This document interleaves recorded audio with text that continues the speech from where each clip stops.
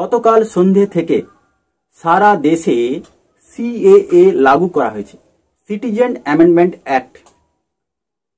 এই সিএএ এর মাধ্যমে বাংলাদেশ, পাকিস্তান এবং আফগানিস্তান থেকে আগত শরণার্থীরা, হিন্দু, বৌদ্ধ, জৈন, শিখ, পার্সি, ইসাই এই সম্প্রদায়ের মানুষরা যারা 2014 সালের আগে থেকে এই দেশে বসবাস করছে তাদের নাগরিকত্ব দেওয়া হবে।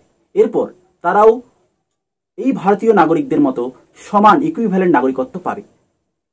সিএএ নিয়ে একটা ভুল ভ্রান্তি ধারণা চলছে যে সিএএ মানে হচ্ছে কারো নাগরিকত্ব কেড়ে নেওয়ার আইন, এমনটা নয়।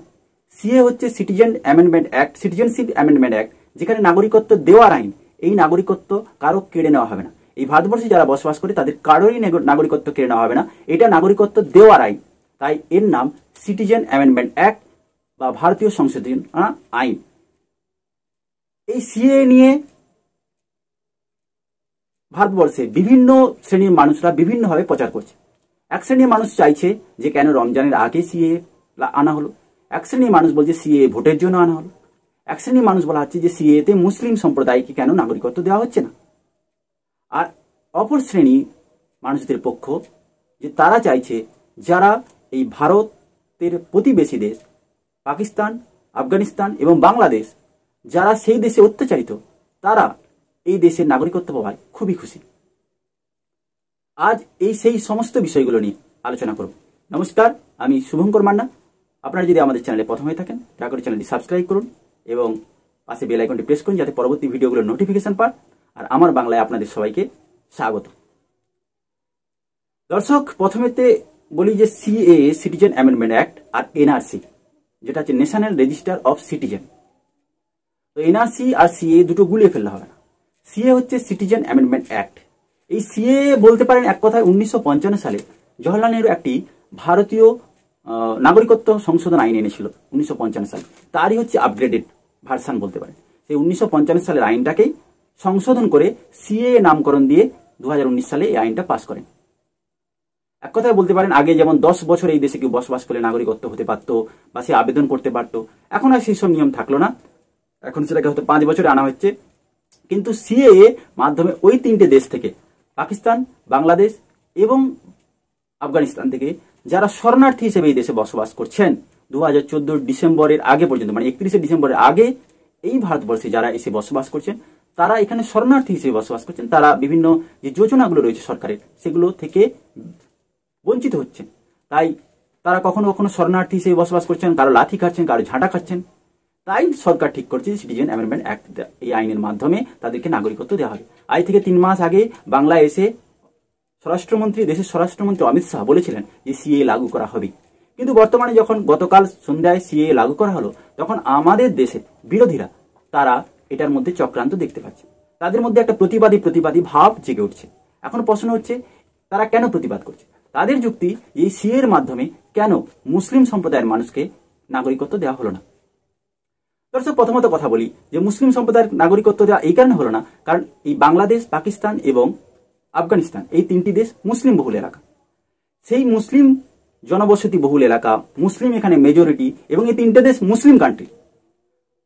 বাংলাদেশে একটা মুসলিম দেশ, পাকিস্তানে একটা মুসলিম দেশ, আফগানিস্তানে একটা মুসলিম দেশ। সুতরাং তাদের সঙ্গে তাদের নিজেদের দেশে ধর্মের ভিত্তিতে কোনো ভেদাভেদ করা হয় না বা তাদেরকে তাদের ধর্ম পালন করতে কেউ বাধা দেয় না, এবং তাদের দেশে খুল্লম খুল্লা মুসলিম ধর্মাবলম্বীরা নামাজ পড়তে পারেন, তাদের ধর্মাচরণ পালন করতে পারেন।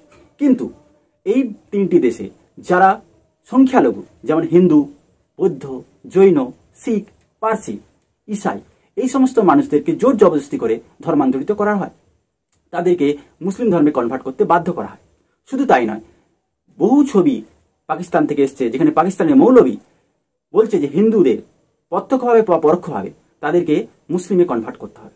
শুধু তাই নয়, সে 12-13 বছরের নাবালিকা মেয়ে হোক বা কন্যা হোক আর পরিপক্ক কন্যা হোক, তাদেরকে জোর জবরদস্তি ধর্মান্তরিত করে মুসলিম বানাতে হবে। আর যদি এটা না বানাতে পারে, তারা ইসলামিক রাষ্ট্র বানাতে পারবে না। এটাই হচ্ছে তাদের পণ। তো সেই জায়গায় বহু ছবি ভাইরাল হয়েছে যেখানে 12-13 বছরের মেয়েকে 4-5 জন ছেলেরা ধর্ষণ করার জন্য, মুসলিম ছেলেরা জোর জবরদস্তি তাকে ধর্মান্তরিত করার চেষ্টা করছে, আর তার মা কিভাবে বাধা দিচ্ছে এবং তার মাকে কিভাবে ওই 4-5 জন ছেলে মারছে, তারও ছবি ভাইরাল হয়েছে। সেসব ছবি এখন দেখানো সম্ভব নয়। এবং যেভাবে মৌলবীদের পাকিস্তান এবং বাংলাদেশের মৌলবীদের দাপট এবং তাদের বক্তব্য এবং তাদের যেসব বিভিন্ন ভিডিও প্রকাশ পেয়েছে, সেখানে কি হবে, ওই সমস্ত দেশেই পাকিস্তান, আফগানিস্তান এবং বাংলাদেশে হিন্দুদের উপর নির্যাতন হয়, শারীরিকভাবে নির্যাতন হয় এবং শুধু না গ্যাং রেপ করা হয়, তার সাথে সাথে তাদেরকে ধর্মান্তরিত করতে বাধ্য করা হয়। শুধু কি তাই, এই দেশে দিল্লিতে এবং রাজস্থানে যারা শরণার্থী হিসেবে বসবাস করছে, তাদেরও কিভাবে তাদের উপর অত্যাচার করা হয়, এই দেশের সরকার দ্বারাও কিভাবে দিল্লিতে দিল্লি সরকার যারা শরণার্থী হিসেবে বসবাস করছে তাদের ঘরবাড়ি জ্বালিয়ে দেওয়ার প্ল্যানিং করছিল, কিন্তু দেশের কেন্দ্রীয় সরকার তা করতে দেয়নি। বর্তমানে বিভিন্ন রাজ্যে প্রচুর পরিমাণে কেন্দ্রীয় বাহিনী টহল দিচ্ছে, আর এটাই ছিল সামনে লোকসভা নির্বাচন, তার প্রাককালে এটা একটা খুব ভালো সময় হিসেবে কেন্দ্র সরকার নিয়েছে, যেখানে গন্ডগোল করার সম্ভাবনা খুব কম রয়েছে। বিশেষ করে শাহিনবাগ যেখানে যারা দীর্ঘদিন ধরে আন্দোলন করছিল, যেখানে মুসলিমদের নাগরিকত্ব দেওয়া হবে না, বিশেষ করে সিএ কে লাগু করা যাবে না, কারণ সিএ যদি লাগু হয়ে যায় তাহলে ওই সমস্ত দেশ থেকে আসা হিন্দু, বৌদ্ধ, শিখ, জৈন, পার্সিক এই সমস্ত সম্প্রদায়ের মানুষরা নাগরিকত্ব পেয়ে যাবে, কিন্তু এটা তারা চায় না। যদি এই হিন্দু, বৌদ্ধ, জৈন, শিখ, পার্সিক, ইসাই এই সমস্ত সম্প্রদায়ের মানুষরা যদি মুসলিম হয়ে যেত, কনভার্ট হয়ে যেত, যারা এই সমস্ত দেশের হিন্দুরা যদি কনভার্ট হয়ে যেত তারা মুসলিমে, তাহলে কিন্তু তখনই দেখা যেত এই সমস্ত যারা বিরোধী দল তারা তাদের নাগরিকত্ব দেওয়ার জন্য আন্দোলন করত। তাহলে হয়তো দেখা যেত তখন তার ওই যে 12-13 বছরের মেয়েকে রেপ হতে হতো না, 12-13 বছর মেয়েদেরকে জোর জবরদস্তি করে ধর্মান্তরিত করার চক্রান্ত চলতো না এই দেশে। এই সমস্ত চক্রান্ত থেকে দেশকে বাঁচানোর জন্য এবং হিন্দু মা বেটিদের বাঁচানোর জন্য এই সিএ লাগু করা হচ্ছে। কারণ যারা দীর্ঘদিন ধরে বাংলাদেশ, পাকিস্তানে ধর্ষিত হয়েছে, ধর্মান্তরিত হয়েছে, তাদের ঘর বাড়ি জমিন জায়গা ছিনিয়ে নেওয়া হয়েছে, তাই তারা অসহায়ের মতো এসে এই দেশে শরণার্থী হিসেবে বসবাস করছে, তারা দেশের নাগরিকত্ব চাইছে। আর এই দেশে কেন্দ্র সরকার বারবার বলে এসেছিল যে 2019 সালে প্রথমে সিএটা লাগু করে আইনটা পাস করে নেওয়া হয়, কিন্তু রাষ্ট্রপতিও সাইন করে দিয়েছিল, কিন্তু আইনটা আইন হিসেবে বলবৎ হচ্ছিল না। অর্থাৎ আইন পাস হয়ে যায় কিন্তু লাগু করা হচ্ছিল, নোটিফিকেশন জারি করা হচ্ছিল না।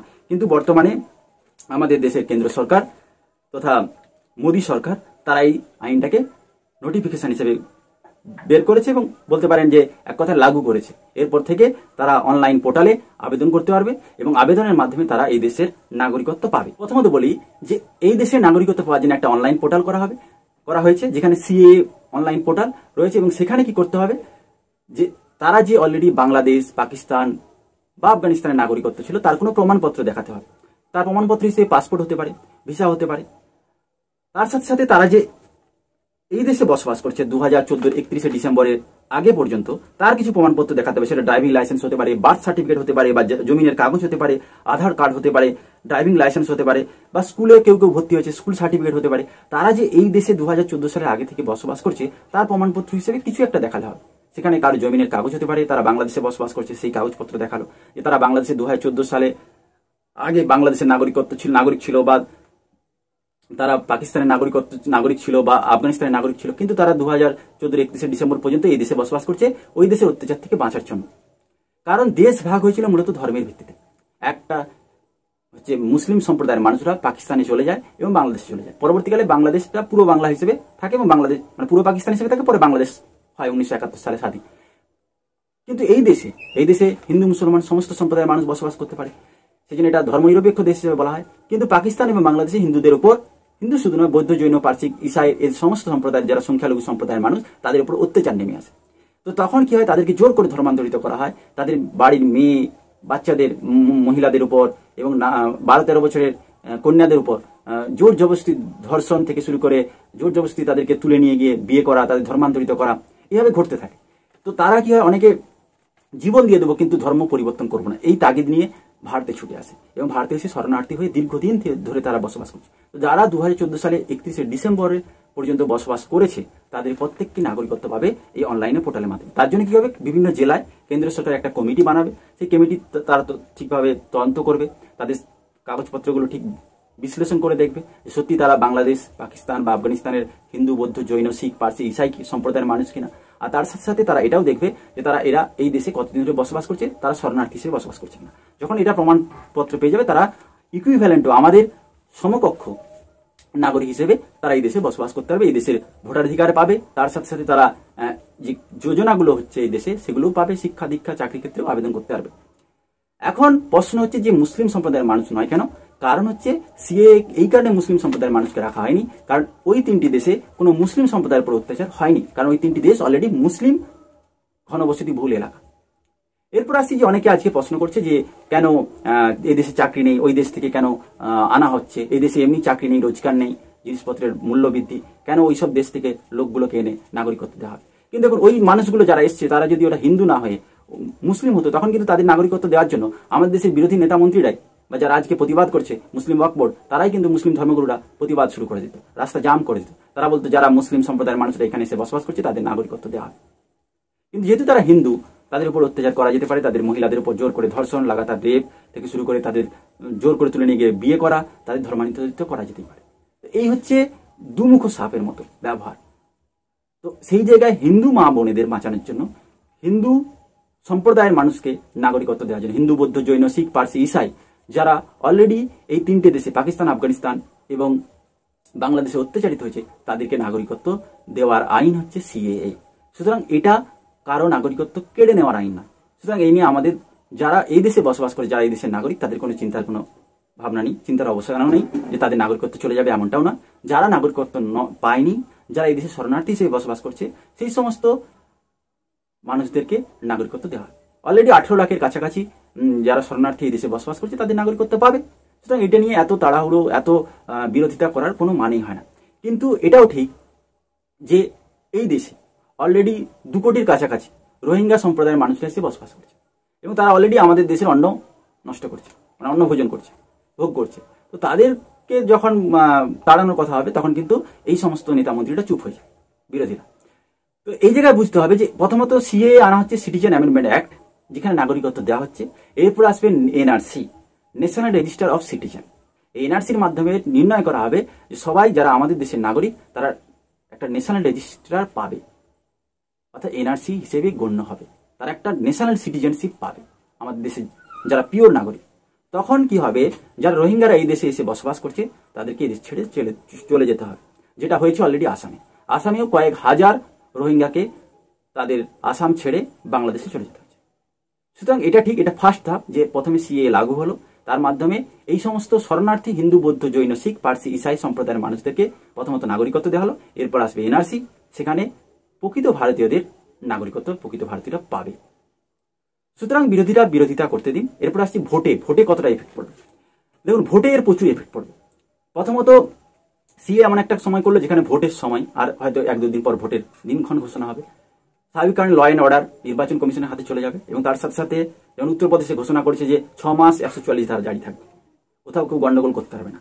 শুধু তাই নয়, যদি রাজস্থান উত্তরপ্রদেশে গন্ডগোল করার চেষ্টা করে তার সম্পত্তি বাজেয়াপ্ত করা হবে, সরকারি সম্পত্তি নষ্ট করলে তার উপর মোকদ্দমা জরিমানা লাগানো হবে, তাকে জেল হেফাজতে নেওয়া হবে এবং কঠোর আইন। এখন এই দেশের বিভিন্ন রাজ্যে বিভিন্ন পার্টির মুখ্যমন্ত্রীরা রয়েছে, এই রাজ্যেও রয়েছে তৃণমূলের মুখ্যমন্ত্রী, তিনি বলছেন যে সিএ লাগু করতে দেবো না।